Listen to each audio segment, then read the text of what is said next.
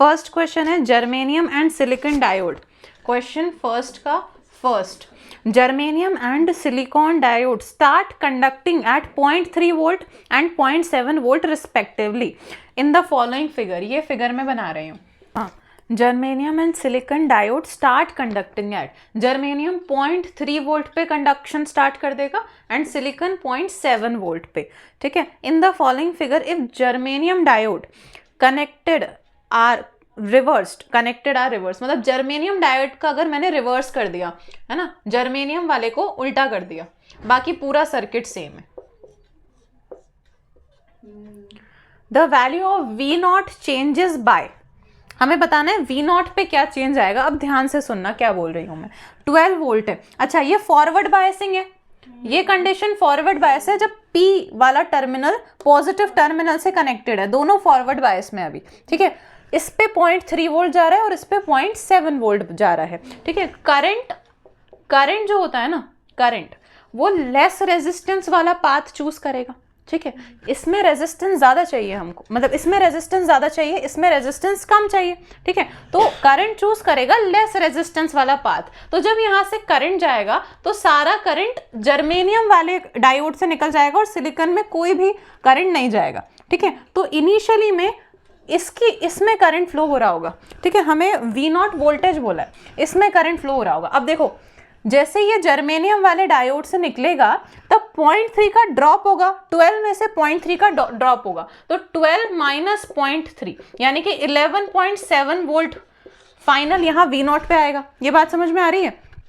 अब जब हमने इसको रिवर्स कर दिया तो रिवर्स बायसिंग में तो करंट फ्लो ही नहीं होता, यानी कि इसमें तो करंट फ्लो ही नहीं होगा, इसकी रेजिस्टेंस हो जाएगी इन्फिनिटी, मतलब कि यहां से करंट फ्लो ही नहीं होगा। सिर्फ करंट कहां से फ्लो होगा, सिलिकॉन वाले में से, मतलब कि जो भी पोटेंशियल में ड्रॉप होगा वो सिलिकॉन की वजह से होगा, मतलब 12 माइनस 0.7 यानी कि 11.3 वोल्ट का ड्रॉप होगा। इन्होंने पूछा है कि वी नॉट में जो चेंज आया है उसकी वैल्यू बताओ, तो चेंज के लिए हम इसमें से इसको माइनस कर देंगे, 11.7 माइनस 11.3 यानी कि 0.4 वोल्ट का चेंज आया, ये आंसर है।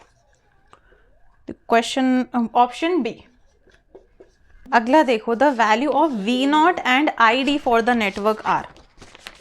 पीछे करो। तो जर्मेनियम का 0.3 वोल्ट का ड्रॉप था, सिलिकॉन का 0.7 वोल्ट का ड्रॉप था। क्वेश्चन में पूछा है वी नॉट की वैल्यू बताओ और जितना करंट फ्लो हो रहा होगा उसकी वैल्यू बताओ, वी नॉट की वैल्यू बताओ, ठीक है। अब देखो ये सीरीज में है, सीरीज में तो इस पे भी पोटेंशियल ड्रॉप आएगा, इस पे भी पोटेंशियल ड्रॉप आएगा, मतलब 0.7 प्लस 0.3 माइनस होगा इसमें से, तो 12 माइनस 0.7 प्लस 0.3 यानी कि 12 माइनस 1 11 वोल्ट, ठीक है। तो V नॉट आ गया 11 वोल्ट। और आई डी करंट निकालना है हमें, आपको पता कैसे चल V is equals to I R. और देखो इन्होंने आई डी बोला है कितना होगा, तो देखो रेजिस्टेंस कितना लगा हुआ है 5.6 किलो ओम, इसको ओम में कन्वर्ट करना है तो 5.6 को 1000 से मल्टीप्लाई कर देंगे, तो 5600 ओम रेजिस्टेंस की वैल्यू आ गई। करंट निकालना है तो I is equals to V by R. इस रेजिस्टेंस तक कितना करंट, कितना वोल्टेज पहुंचेगा 11, तो 11 अपॉन 5600, इसको सॉल्व कर लेना, 56 अपॉन 11.0, 56 टू जा एंड 11 नहीं 1 जा लेंगे, 56 0 10 4 5.0 0.19 आ जाएगा, 0.19 डिवाइडेड बाय 100, तो ये लगभग होगा 1.9 मिली एम्पेयर, यही होगा शायद ऑप्शन में ना, हाँ 1.96 मिली एम्पेयर, ठीक है। तो ऑप्शन नंबर हो गया ये D, 11 volt 1.96 milliampere. Third question देखो, the circuit shown below contains 2 ideal diodes each with a forward resistance of 50 ohm. देखो ऐसा सर्किट बना हुआ है, बोला है कि हर एक डायोड का खुद का रेजिस्टेंस है 50 ओम का, ठीक है। डायोड का रेजिस्टेंस दे रखा है 50 ओम का।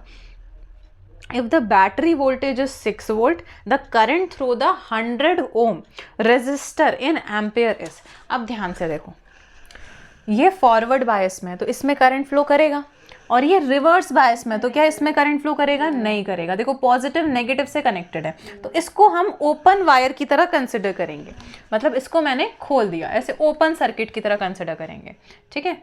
और क्योंकि ये फॉरवर्ड बायस में है तो इसमें पूरा करंट फ्लो करेगा, तो इसको मैं कंसिडर कर देती हूँ एज अ रेजिस्टर, ठीक है, क्योंकि इसका खुद का रेजिस्टेंस भी है 50 ओम का, तो इसको मैंने एक रेजिस्टर की तरह बना दिया। क्या इस रेजिस्टेंस तक करंट जाएगा? क्योंकि ये ओपन सर्किट है तो इस रेजिस्टेंस में कोई करंट नहीं जाएगा, तो मैं इस रेजिस्टेंस को भी हटा सकती हूँ। तो फाइनल सर्किट मेरे पास ऐसा आ गया, ठीक है। तीनों रेजिस्टर सीरीज में कनेक्टेड है, तो अब सीरीज वाला formula R in series R1 plus R2 plus R3, तो टोटल रेजिस्टेंस 50 प्लस 150 प्लस 100, तो कितना हो गया 300 ओम का टोटल रेजिस्टेंस जा रहा है, ठीक है। हमें क्या निकालना है? करंट। इससे जितना करंट जाएगा उतना इससे उतना इससे, क्योंकि सीरीज में है, तो V is equals to I R, तो I is equals to V upon R. V हो गया 6 वोल्ट, रेजिस्टेंस हो गया 300, तो 2 अपॉन 100, तो 0.02 एम्पेयर, इतना करंट जाएगा। ये रहा 0.020 लिखा हुआ है इसमें, एक ही बात है ना, 020 ampere, option B. In the figure potential difference between A and B is, इन दोनों के बीच का पोटेंशियल डिफरेंस निकालना है, तो कैसे निकालें? सबसे पहले देखो, ये फॉरवर्ड बायस में पॉजिटिव टर्मिनल से कनेक्टेड है और ना ही इसका कोई रेजिस्टेंस दे रखा है, मतलब ये स्ट्रेट वायर की तरह काम करेगा, तो इसकी जगह हम बना लेते हैं स्ट्रेट वायर। हाँ, अब ये दोनों हो गए पैरेलल में, ठीक है। आधा तो ये करंट इलेक्ट्रिसिटी का क्वेश्चन हो गया है ना, ये दोनों पैरेलल में है, तो 10 और 10, तो ये दोनों मिलके क्या बना लेंगे? चलो निकाल ही लेती हूँ। 1 upon R equivalent 1 upon R1 plus 1 upon R2, तो 1 upon R equivalent is equals to 1 upon 10 को मैं लिख देती हूँ 10,000 प्लस 1 अपॉन 10K है ना, तो 10,000, ठीक है। 1 अपॉन 10,000 ऊपर आ जाएगा 2 अपॉन आर इक्विवेलेंट, तो आर इक्विवेलेंट आ जाएगा 5000, यानी कि 5 किलो ओम आ गया आर इक्विवेलेंट। तो इन दोनों की जगह मैं लिख देती हूँ 5 किलो ओम का रेजिस्टेंस। क्वेश्चन आएंगे क्या? अब ये और ये सीरीज में हो गए 10 किलो ओम का और ये 30 वोल्ट का, ये दोनों सीरीज में आर इक्विवेलेंट हो जाएगा 10 प्लस 5, तो 15 किलो ओम हो गया। हमें क्वेश्चन में क्या निकालना था? इन दोनों के बीच का पोटेंशियल। पहले मैं सर्किट में से कितना करंट जा रहा है वो निकाल रही हूँ, तो I is equals to V upon R, तो वोल्टेज टोटल 30 वोल्ट है और 15,000, 15 से कट गया 2 टाइम्स, तो 2 अपॉन 123, हाँ 2 अपॉन 123, 0.002 एम्पियर का करंट इसमें से जा रहा है। अब मुझे निकालना है इस ब्रांच पे कितना वोल्टेज ड्रॉप होगा। अब करंट यहाँ से जाएगा, थोड़ा सा वोल्टेज ड्रॉप इसमें होगा, तब जाके इन दोनों पे सेम होगा, क्योंकि पैरेलल में वोल्टेज ड्रॉप सेम रहता है, सीरीज में अलग होता है। तो पहले मैं क्या करती हूँ, इसका निकाल लूँ, V is equals to I R 1, ठीक है।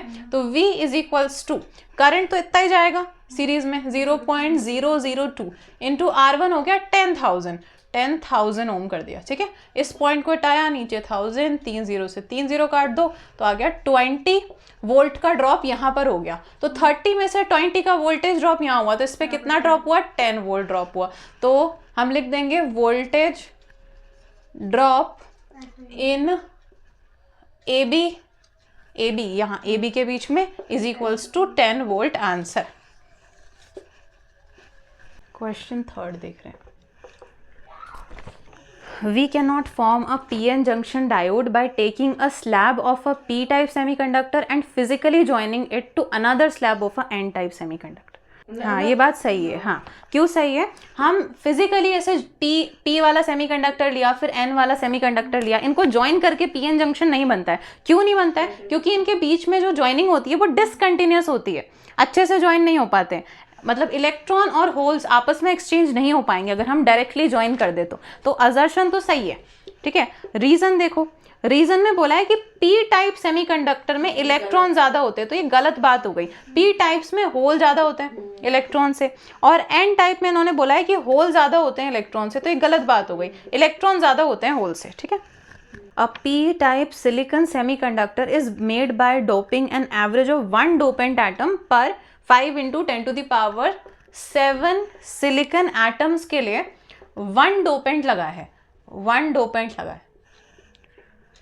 हाँ, if the number density of silicon atom in specimen is 5 into 10 to the power 28 atom per metre cube, ठीक है। नंबर डेंसिटी दे रखा है, नंबर ऑफ एटम्स और ये वॉल्यूम मीटर क्यूब।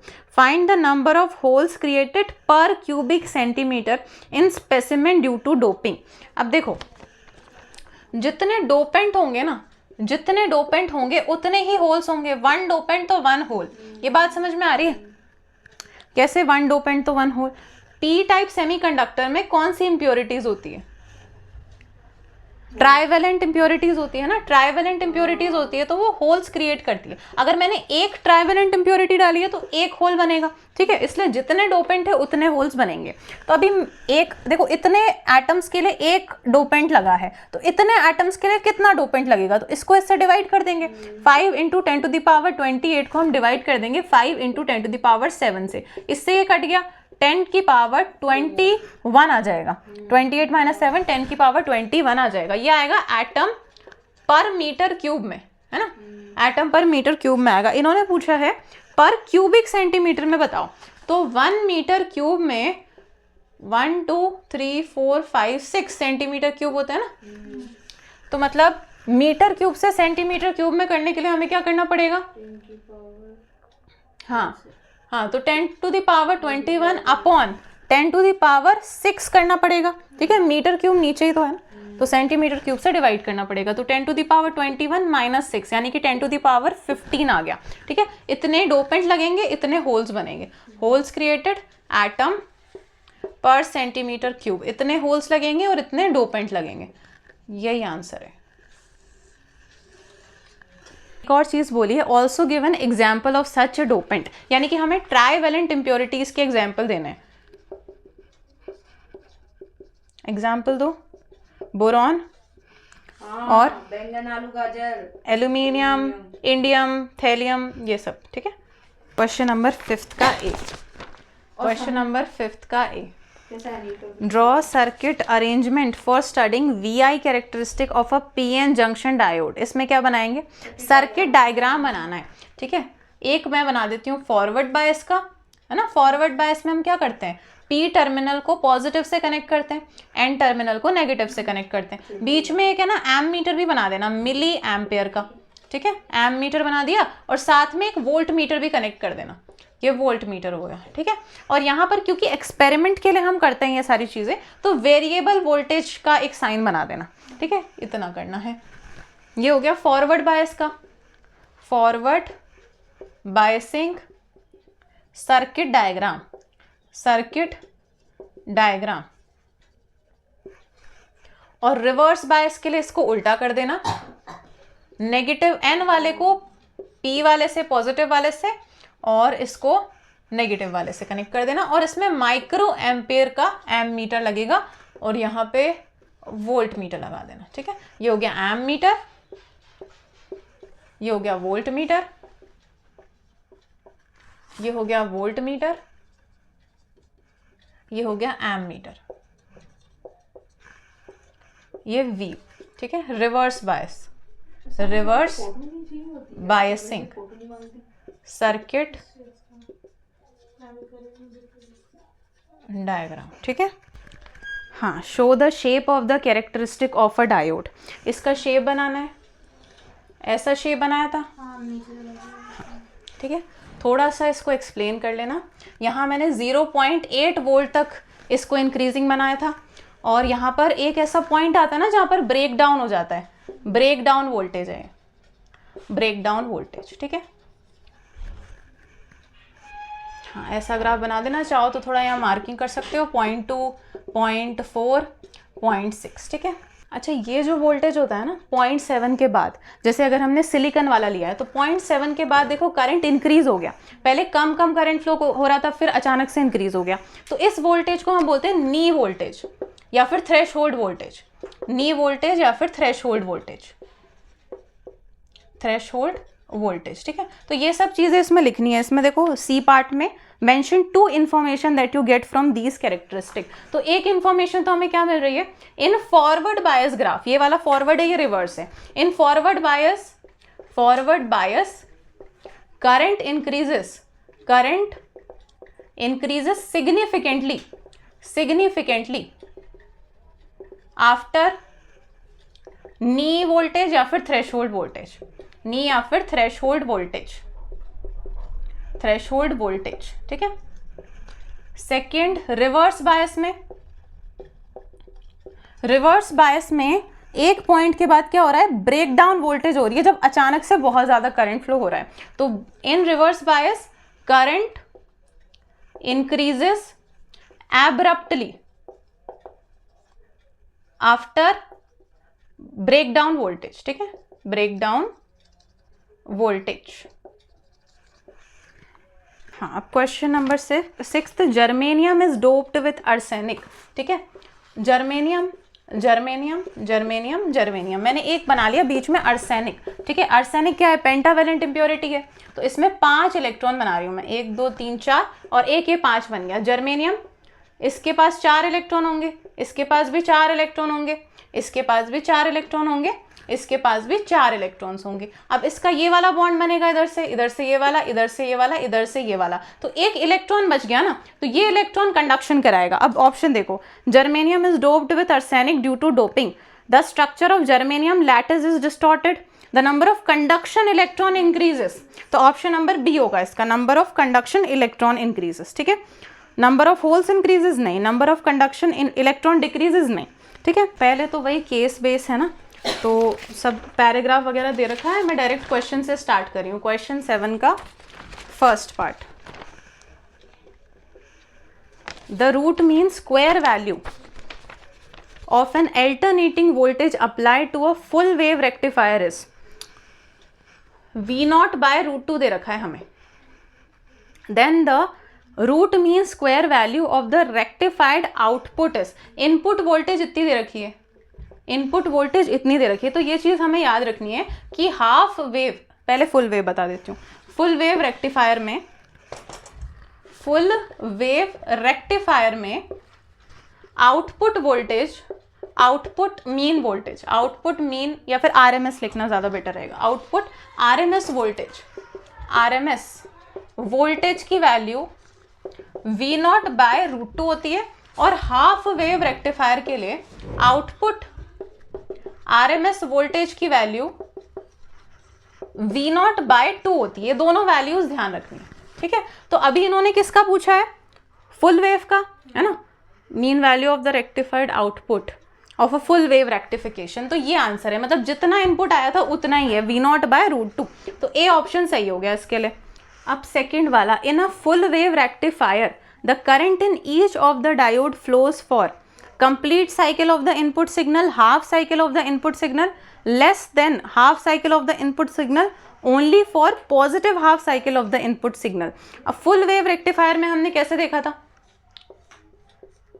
इस तरह से डायोड होते हैं, है ना, इस तरह से डायोड होते हैं, यहाँ पर एक ट्रांसफॉर्मर लगा हुआ होता है, ये एसी सोर्स था, ठीक है। इस तरह का हमने स्ट्रक्चर देखा था फुल वेव रेक्टिफायर के लिए।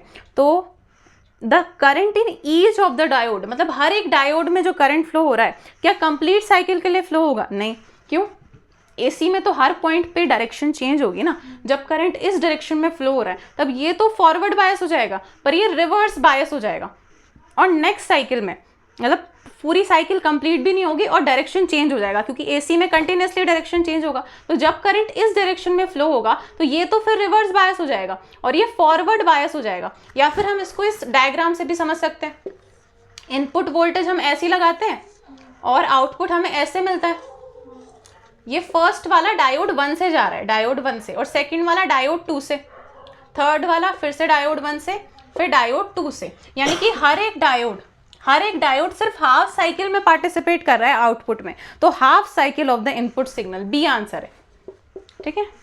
थर्ड वाला ऑप्शन देखो, in a full wave rectifier both diodes are forward bias at the same time, both diodes are reverse bias at the same time, one is forward bias and the other is reverse bias at the same time। सी है, अभी समझा दिया। Fourth question, in alternating voltage of frequency 50 hertz is applied to a half wave rectifier, then the ripple frequency of the output will be, अगर मैंने यहाँ से यहाँ तक कुछ टी टाइम कंसिडर किया तो इसमें टी टाइम पे एक साइकिल कंप्लीट हो रही है, इसमें टी टाइम पे 2 साइकिल कंप्लीट हो रही है और इसमें एक, यानी कि अगर हम एफ फ्रीक्वेंसी का इनपुट दे रहे हैं तो फुल वेव रेक्टिफायर उसको 2f कर देगा, 2 साइकिल कंप्लीट कर देगा, और हाफ वेव f ही रखेगा, मतलब एक ही साइकिल कंप्लीट करेगा। तो यानी कि जितना हमने दिया है 50 हर्ट्स वो हाफ वेव रेक्टिफायर में f ही रहेगा, यानी कि 50 हर्ट्स ही रहेगा। अगर फुल वेव होता ना क्वेश्चन में तो हम डबल कर देते, इसका 100 हर्ट्स कर देते। A signal is, as shown in the figure, is applied to a PN junction diode.